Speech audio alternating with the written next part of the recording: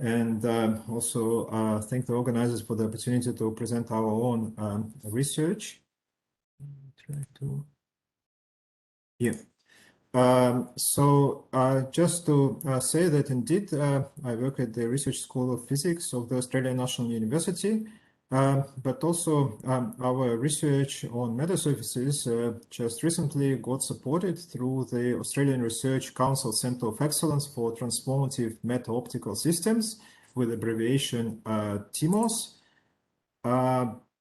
That is a partnership of several Australian universities and international partners. So we're very excited then to talk in one of the research directions on which I really focus personally, and that is on the quantum generation and manipulation of photons with metasurfaces. Given already very many exciting talks, I really don't need here to give introduction to metasurfaces, but just to highlight some certain aspects of them which are very relevant to developing quantum applications. In particular, metasurfaces can enable really very complex and tailored, spatially variant and polarization-dependent manipulation of light. And also, as we heard, all dielectric metasurfaces with different fabrication methods can deliver a very highly transmissive operation, which means that if we're dealing with one photon or few photon states of light, that very few of these very precious photons would be lost, such that we can really realize some practical regimes of quantum light manipulation in the most efficient possible way. Now, what we're interested in general is to look at the opportunities of developing ultra-thin metasurfaces for the applications in creation, transformation, and measurement of few photon quantum states of light. This is really developing as a very active field now. I just mentioned here in this slides a couple of reviews, one from other group, another from other group, and I'm sure there will be more reviews and importantly more new research results coming out very soon. And in this talk, I'll just focus on our own research, but indeed this is part of broader activities. So I'll try today to highlight three directions which are somehow also connected. One is about the application of metasurfaces for the imaging and measurement of the quantum states of light. And then I'll discuss for the development of metasurfaces which enable arbitrary manipulation of two photon polarization states, and we'll discuss some important applications which such metasurfaces can find. And in the third part, indeed, as when I was introduced, it was mentioned that I worked a lot on nonlinear structures, and indeed, in this theme, I will talk about the quantum photon generation in nonlinear nanostructures and metasurfaces, and developing opportunities there. Just to point out some features when we're talking about quantum state of light, then of course we can think about some amazing potential applications in quantum computing, in secure communications, in enhanced sensing, and then some fundamental physics which underpins these new technologies is really involves such effects as the superposition, where in our case photons are not just particles but they behave as waves. I think there's some echo. Yeah. And then the entanglement is, of course, the key property which is responsible for effects of quantum non-locality, and then the interference between multiple waves or particles, photons. It can happen in the quantum regime, quantum interference, with very different features from the classical light. So if we think about, in particular, this quantum interference, then before going deep into the details, what can we expect from metasurfaces? For example, we can think about some entangled state of several photons. For example, here schematically illustrated two entangled photons and these circles incident on a metasurface. What can we think what might happen? Well, the metasurface can have a lot of different nano-resonators, and the photons are associated with wave functions which can be spread through a large area of the metasurface. And then these photons can interfere with each other at each of the nano-resonators in parallel. So really, there is an exciting potential to encode a lot of parallel transformations and parallel quantum interference channels in a single ultra-flat metasurface. And this can really offer some interesting opportunities compared to more conventional waveguide-based quantum circuits where interference happens sequentially one after another. And here we can think of compressing them into a flat device. So in particular, I will talk a lot about the applications of metasurfaces for the applications with the polarization encoded quantum states of light. Polarization is a very important resource. Of course, we know classically polarized light, linear circular polarization, but more generally, if you think about the classical light, we can represent the polarization state on a Poincare sphere, where on the sphere itself is a fully polarized light and partially polarized light is inside a sphere. Really just to remind us of how it happens in the classical world. And again, if you think classically, if we want to measure the polarization of light, then the traditional textbook way is to take quarter half-wave plate linear polarizer and perform the measurement for different orientations of the wave plates. And then we can reconstruct the initially unknown polarization.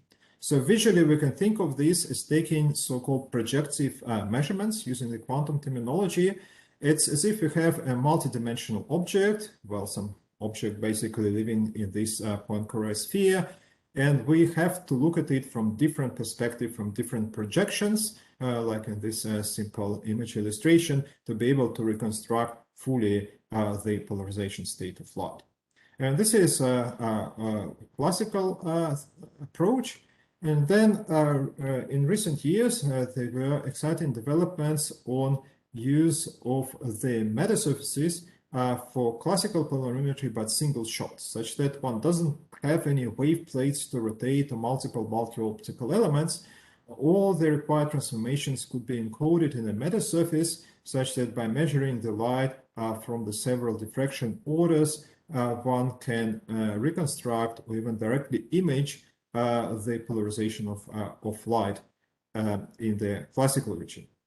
But what about the quantum multi-photon states? So this is what motivated our research, and we thought of an opportunity to also use a metasurface specially designed such that if we can image light on a single photon sensitive, for example, EM-CCD camera, then by looking at photon correlations, we would be able to learn the quantum properties of the input multi-photon state. So in a sense, we could take a camera and the metasurface acting as this special kind of lens element and really transform to bring new opportunities to this device.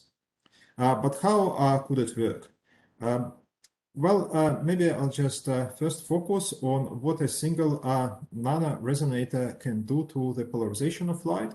Well, actually, it can act as a nanoscale wave plate, and that had been demonstrated by many research groups. Here just some references, but this approach is very commonly used nowadays in the design of the metasurfaces based on these nano-resonator arrays.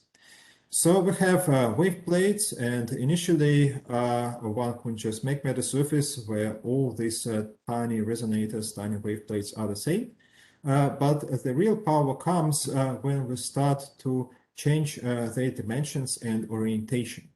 And then one can create the so-called meta-gratings, and they can be specially engineered such that each grating can diffract or split out particular polarizations of light, and that would be arbitrarily designed up to our requirements, elliptical polarizations. Then furthermore, we can put several of these different types of gratings on a single metasurface using the principle of interleaving.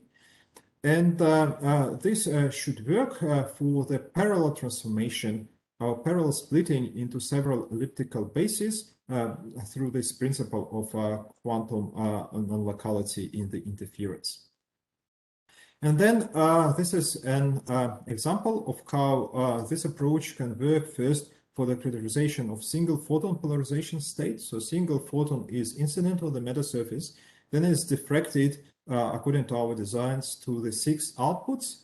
And we use single photon detectors to accumulate counts at each of the outputs. We get this histogram, which itself looks quite cryptic. We cannot understand just by looking at it what it means, but knowing the properties of the metasurface, we perform computational reconstruction, and from this counts histogram, we can calculate uniquely the real and imaginary full complex state of the so-called density matrix, which fully characterizes the polarization state of the incident photon, and we can perform the experiment across different input preparing states and get very good quality or fidelity exceeding 99%.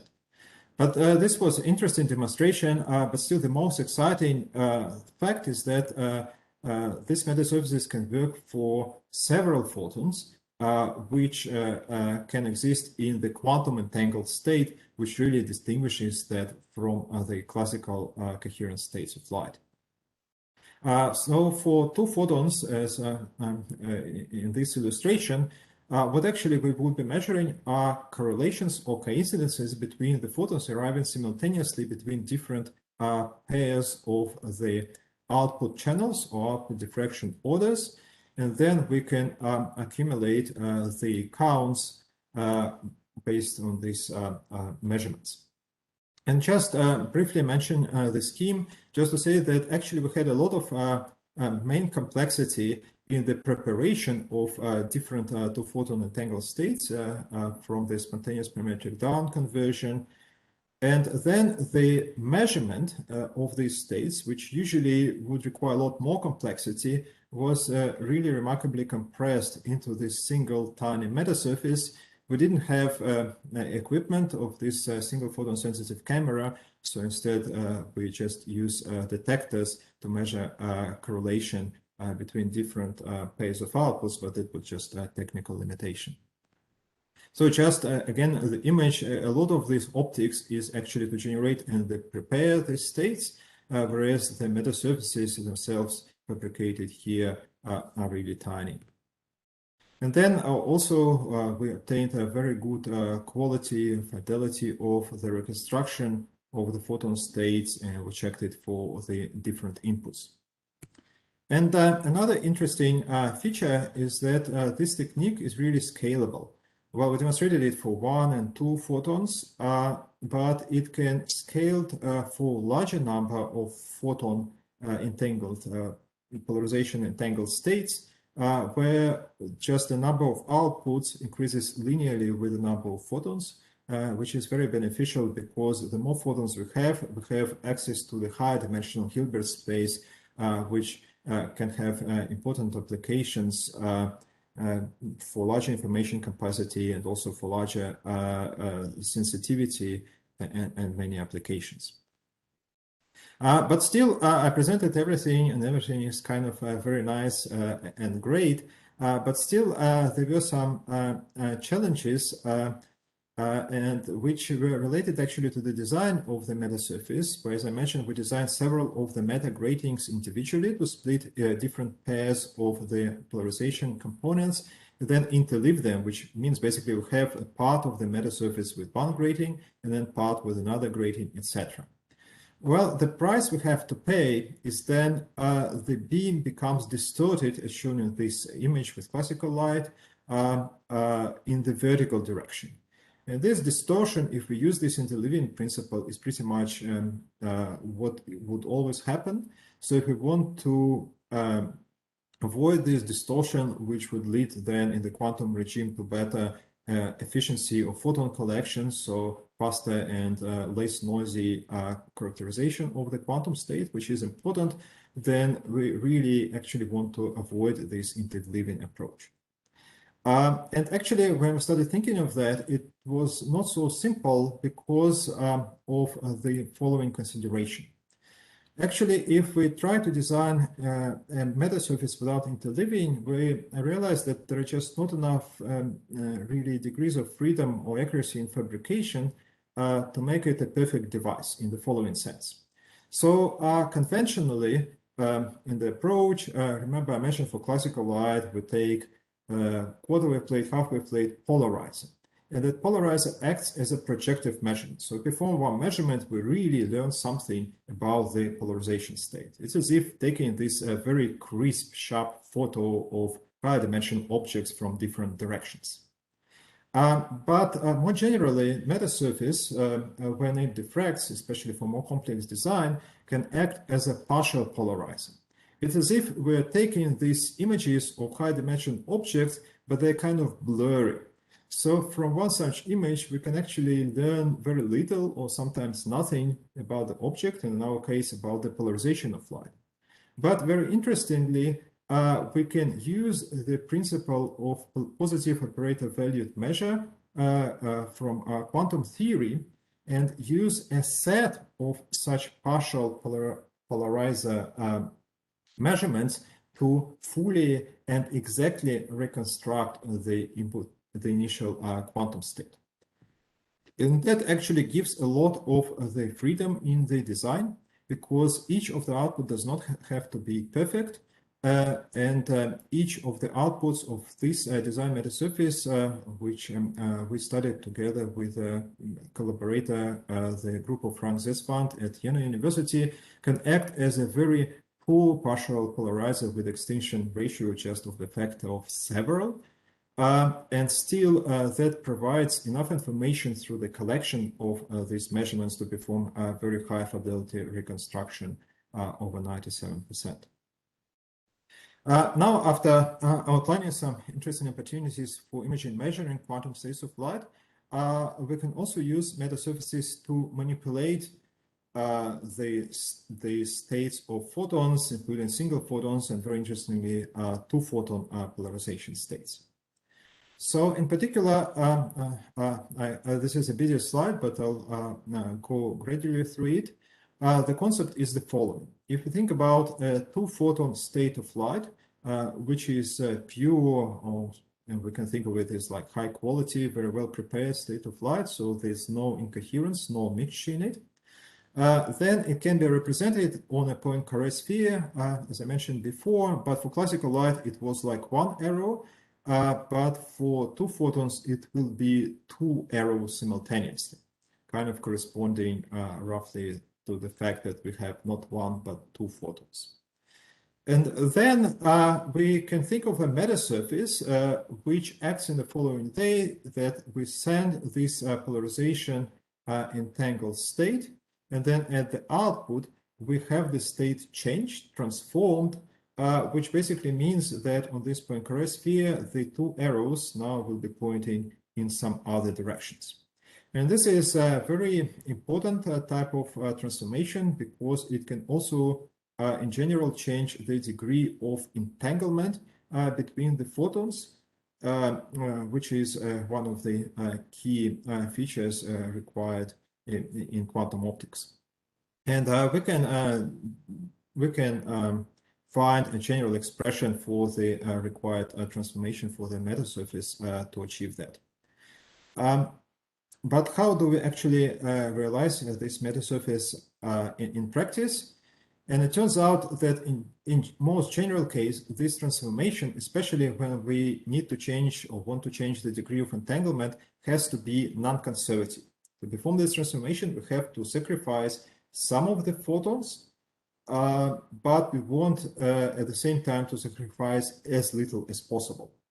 So in that sense, the dielectric metasurfaces still provide us the best possible platform, because we can engineer the losses only as little as possible. And the way we do that is to create a binary metasurface composed of two different types of the resonators, and using some properties of the singular value decomposition, we can find an optimal design in the sense that if we send input state and we collect output state in the forward direction in the zero diffraction order, and the losses, which are basically some kind of polarization dependent filtering, occur according to the type of transformation we want to realize through the leakage of light to the higher diffraction orders, which act as these very specifically engineered polarization dependent loss channels. And then we fabricated these kinds of metasurfaces in all dielectric silicon on glass. And then we formed initially the classical characterization of such metasurfaces and their transfer matrices. And fully quantum measurements are ongoing, but for the moment we use these experimentally characterized transfer matrices to see what options these metasurfaces can offer for quantum state manipulation. Before going to two-photon state, even there are some interesting opportunities for a single photon case. And there is some important protocol called unambiguous quantum state discrimination, which basically means the following. If we send on a metasurface an input state psi1, then we want to distinguish it from the situation when we are sending a different input state psi2. And the difficulty comes in if these states psi1, psi2 at the input are not orthogonal, which basically means that there is, on this Poincare sphere, they are not pointing in the opposite directions. And in this case, such discrimination with linear devices at least cannot be deterministic, but we might want to demand the transformation which makes no errors. And this protocol is very well developed and known. It's in textbook based on bulk optics, but interestingly, our single metasurface can implement exactly this protocol. Because it can map the state psi1, we can engineer it to, for example, the horizontal at the output, psi2 to the vertical polarized at the output, which then we can easily distinguish by putting a simple polarizing beam splitter and detectors. And okay, this transformation in general will be non-conservative, so sometimes the photon is lost and we get no click, which means that we didn't recognize which input it was. But with such metasurface, we can really approach and theoretically match the best limit of the performance for this protocol for quantum state discrimination. And then for the two-photon states, indeed, we can have opportunity to manipulate entanglement. And in particular, even after a metasurface is fabricated, we have the opportunity to rotate it around its axis by this angle alpha. And by doing that, we can change the degree of photon entanglement at the output. And just for comparison, if we had some conservative structure without any polarization dependent loss, then for whatever orientation angle, we would always have the same entanglement as at the input. So really, by engineering certain non-conservative features, we have a lot more flexibility to fully manipulate the multi-photon quantum state of light, which then can become part of some quantum schemes. And just to mention that there are also other opportunities with these non-conservative transformations with metasurfaces, in particular for polarization monitoring, which appears as an important task in many areas of physics and applications. And it turns out that we can design the metasurface such that we can monitor the perturbations around some desired anchor state, a general elliptical state, with enhanced responsivity, such that in this representation on the Poincare sphere, even very small initial deviations can be effectively enhanced. And also the anchor state is mapped to simple horizontal polarization, such that any perturbations mapped to vertical, again, it could be very easy to monitor at the output. And we performed the fabrication of the metasurfaces to perform such a transformation, and experiment ongoing. Here's the theoretical predictions based on the characterized metasurfaces, where by looking at the power ratio and the output between vertical and horizontal components, we can really detect any deviation from the particular anchor states, and have high responsivity in the detection of those perturbations. And then together again with the group of Thomas Birch and Frank Zesfand with Jena University, and Andreas Sweger was really driving this research, PhD student at Jena University. We thought of also using this kind of metasurfaces to perform a more advanced protocol for the so-called host discrimination between different polarization objects. So the ghost schemes have been developed in quantum optics, where we could have entangled photons, in our case polarization entangled, but generally they can be entangled with different degrees of freedom, and then only one photon passes through an object which we want to characterize or image, and the reference photon goes along a different path. And one advantage is that these photons can have different wavelengths. So for example, detection at easier to image wavelength can be used to image objects at very different spectral ranges, where the detection is less efficient, for example. And then we found that by incorporating metasurfaces in these ghost imaging schemes, we can realize new opportunities for the characterization or discrimination between different objects and identification of their rotation angles, where these objects are some polarization, have some kind of birefringence or various polarization transformations. And the way it works is that we would, after the object and the metasurface, would only have single polarization independent bucket detector, and then the reference photon, which doesn't pass through the object, will pass through the metasurface, which will diffract light, similar to the principle of the quantum tomography I mentioned before. And then looking at the coincidences, as indicated here, we can learn a lot about the properties of the objects. And here is an example that for the particular design metasurfaces, at the moment this is a theoretical analysis, we can identify uniquely based on the correlation counts presented here on this 3D projection. We can distinguish different objects, such as between the wave plate and partial transparent object horizontal polarizer, and also at the same time identify their rotation angles. And this is enabled through the combination of quantum entanglement and the very specific design properties of the metasurfaces. Okay, and in the remaining part of my talk, I'd like to focus on the opportunities of using nano-resonators metasurfaces for the generation of quantum photon states, because in the previous part I said, okay, we take the photons generated, and then manipulate image them with metasurfaces.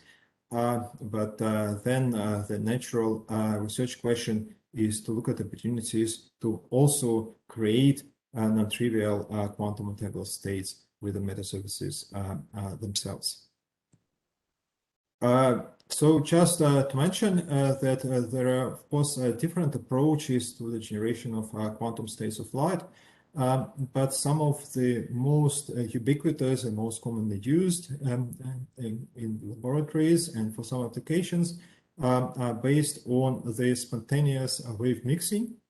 In particular, in media with quadratic or chi2 nonlinearity, we have the process of spontaneous parametric down conversion, where the pump passing through a nonlinear crystal can spontaneously split due to vacuum fluctuations into a pair of signal and diode photons, which can become entangled or correlated due to the conservation of energy, momentum, etc. And there is a big interest in scaling down these devices towards nanoscale such style structures. So in crystals and waveguides, we can think about centimeters, maybe millimeters of length. Then in the waveguides, it's reduced. Then in photonic crystal, one can think about hundreds of micrometers. Of course, there is a very strong progress in the single photon emitters, but still there is remaining challenge in the coherence between multiple photons emitted simultaneously between multiple emitters, whereas in SPDC, the coherence can be very good, basically, provided that we put coherent pump, we can get coherent emission across a large spatial area. And then recently we work on the realization of SPDC in nanostructures, which I will discuss in the following. And most recently, the collaboration of Jena and Paderborn, Jena and Erlangen, groups reported the result of a nonlinear metasurface for SPDC. So this field is really very active. So how can we think about the potential for quantum photon-pair generation? Well, the process of spontaneous parametric down conversion is the efficiency of that process is proportional to the efficiency of the classical process, such as the second harmonic generation. And then when we started work on single nonlinear nano-antennas or nano-resonators as a potential candidates for the generation of photon pairs, we looked at the research results on second harmonic generation and found the parameters when that is efficient, and then use that as a candidate to look at the photon pair generation. And that is not just intuition, but we can formulate a very rigorous theory on this process, how it happens, and also to use the very interesting quantum classical correspondence. Whereas if we characterize theoretically or experimentally the properties and efficiency of the sum frequency generation using classical light, then we can use that analysis to predict the efficiency of the quantum photon pair generation in the same structure, where basically these arrows have all to point in the opposite direction. So it's in the direction reversed correspondence. And this is very powerful because, of course, we have the already experimental tools to perform first sum frequency measurements, and also we can stimulate it in theory, then really optimize the structures, and then proceed to the full quantum experiments. So this is what we did. I mentioned that published in this paper, this is a collaboration really very international, with very important contributions from many groups and many countries.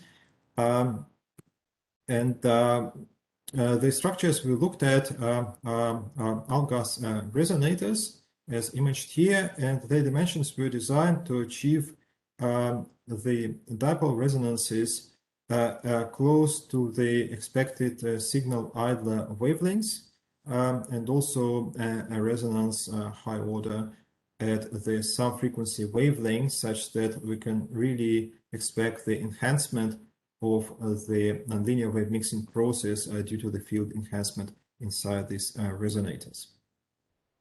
And then the sum frequency experiments were performed first classically, and for different combinations of the polarizations of the two incident wave, the efficiency was characterized, and that allowed to predict, based on the quantum classical correspondence, the expected photon pair generation rate, which was at the resonator about 100 Hertz for 2 milliwatt CW pump, which is actually a very high number for just a single nano-resonator. And that meant that we could proceed to the measurements of the correlations. And we found one peak on top of the background. There's a wider background and broader due to some excitations in the material, but the very strong peak also at a single time slot identified as corresponding to this photon-pair generation. And this plot here shows the coincidences or correlation between photons arriving at different times.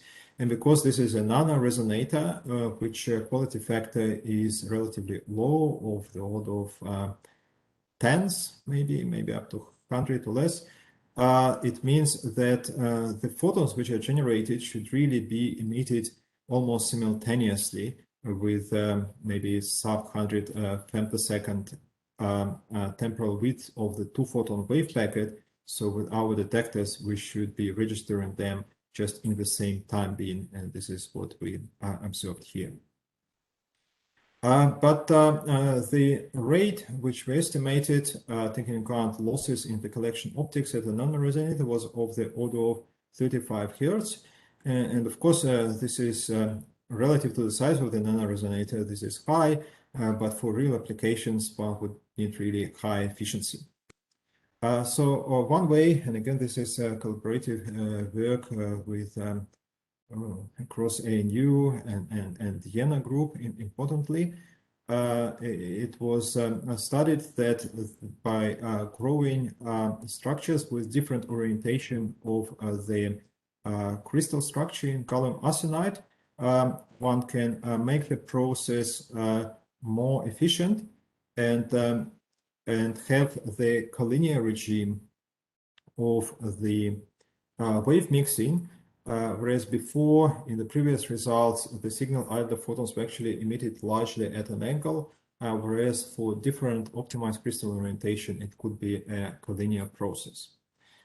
So this results here is a classical characterization, but really it shows a big promise for the quantum regime based on this quantum classical correspondence. And then another approach which we're exploring now is the possibility to more dramatically enhance the photon-pair rate and the so-called brightness of the sources by harnessing the principle of the bound states in the continuum. There are many papers on this principle and different applications, including for the nonlinear metasurfaces. I put here just some highlight references, but this is a very big field. And we wanted to think about the opportunities for enhancing and shaping the photon-pair generation in nonlinear metasurfaces. So again, this is a collaborative work. So Matthew Perry, our PhD student, and Andrea Mazzanti, PhD student from Italy, really drove this study. So when we think about the generation of the photons, we can realize that in general, the wavelengths or frequencies of the palm, signal, and idler can be different. And in particular, difference between signal idler, it means that we can have wavelength or frequency non-degenerate regime, which can also be very useful for practical applications. For example, we can then separate signal idler for different wavelengths. And for example, that protocol on host imaging, which I mentioned, can also operate for different wavelengths of the photons. And for that to work, we need to then have enhancements simultaneously at least two wavelengths, signal and idler. And Matthew Perry found a design of the metasurfaces whereby tuning the geometrical parameters such as the gap between these introduced pairs of holes in each of the nano-resonator, one can really tune the wavelengths of several bound states in the continuum simultaneously. So that sets really the perfect situation for the simultaneous enhancement of the signal and idler generation in this non-degenerate regime. So why non-degenerate is important? Well, as a counterexample, first let us see what happens if we generate the signal entirely at one resonance. For example, just at one of them. So in principle, we have several, but let us tune the system that we have generation just at one bound state in the continuum. So this plot here shows the dispersion kx and ky are transverse wave numbers, and then here's the frequency. And on the left, we have the photon pair rate, normalized photon pair rate, which is integrated across the frequency bandwidth of the photons. But here it is shown in the transverse kx, ky coordinates. So interestingly, for very thin structures, such as the metasurface, we do not have the longitudinal phase matching. Pretty much that condition is relaxed or largely absent. But we still have the important condition for the transverse phase matching. And this dashed line here shows the line, the maximum efficiency, which corresponds specifically to this transverse phase matching condition. And here it basically this line, if we complete it through the symmetry in other quadrants, it will be an ellipse. But interestingly, we can have a very different regime if we have non-degenerate generation associated with two BICs, where one photon lives at one resonance and another is generated at another resonance. And then the phase matching actually forms a hyperbola, and hyperbolic phase matching becomes much broader, like along this dashed line. It is not so much confined, but can really extend to larger transverse wave numbers, covering a broader parameter space or angular space. And the consequence of that is that in this non-degenerate 2BIC regime, this hyperbolic phase matching really can deliver much higher peak brightness of the photon pair source and strong enhancement of unpatterned film compared to already significant enhancement in the single BIC case. And we think that this also has interesting potential to really push towards the limit the enhancement of brightness for such ultra-thin structures compared to the mini resonances where the brightness is enhanced significantly, but here it could be another step in designing a very bright photon pair sources. And also, I showed the two-dimensional design. We also analyzed, together with Andrea, the design of one-dimensional gratings. And despite the seemingly simple structure, they can also support the BIC resonances and very strong enhancement. And the feature here is that the generation of state can happen across a very broad range of angles. And that would have its own consequences for the shaping of the correlation and the quantum states of the generated photons. So if one wants a broader angular emission, that would be a platform of choice. And overall, nonlinear metasurfaces really offer interesting opportunities. Beyond just the generation of photons, we can potentially engineer very complex entanglement in space and in polarization degrees of freedom between the photons and tailor them to specific requirements. So just to summarize, the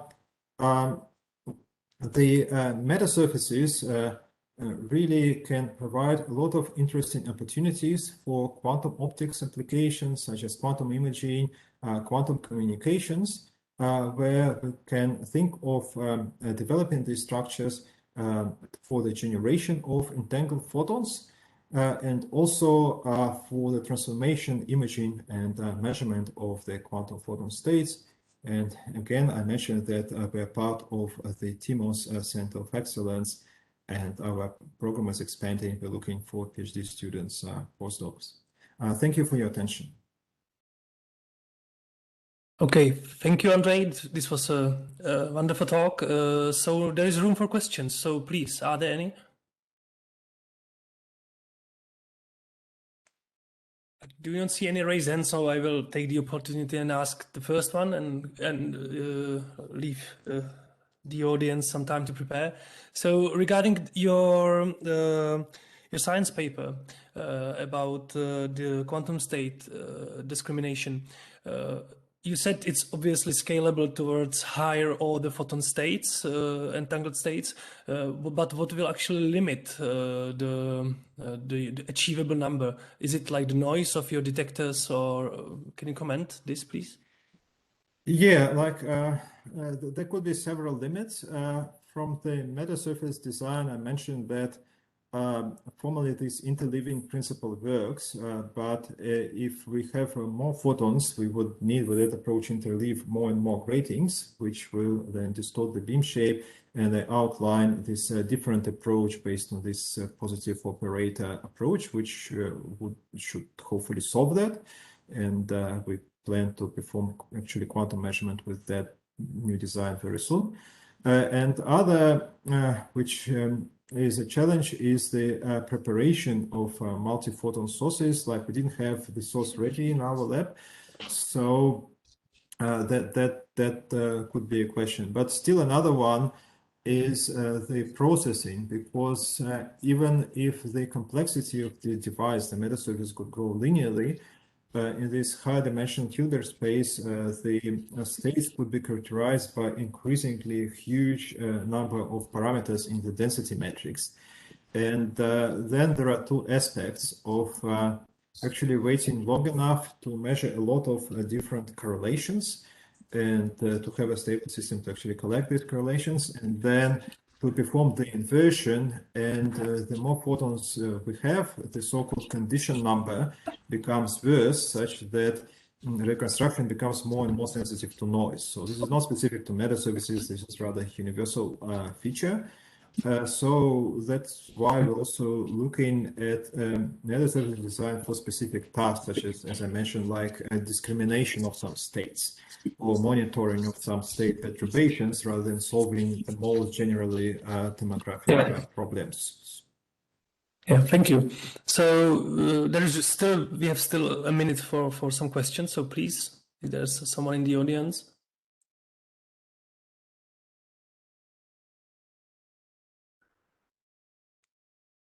If I may ask you, so what kind of structures do you use for those metasurfaces? I have noticed you have mentioned silicon, so it means that you go for, let's say, infrared applications, near field, and then also there was maybe aluminum gallium arsenide or so. So can you make a comment? And is it worth going to other structures or materials? Yeah. Thanks. This is a good question.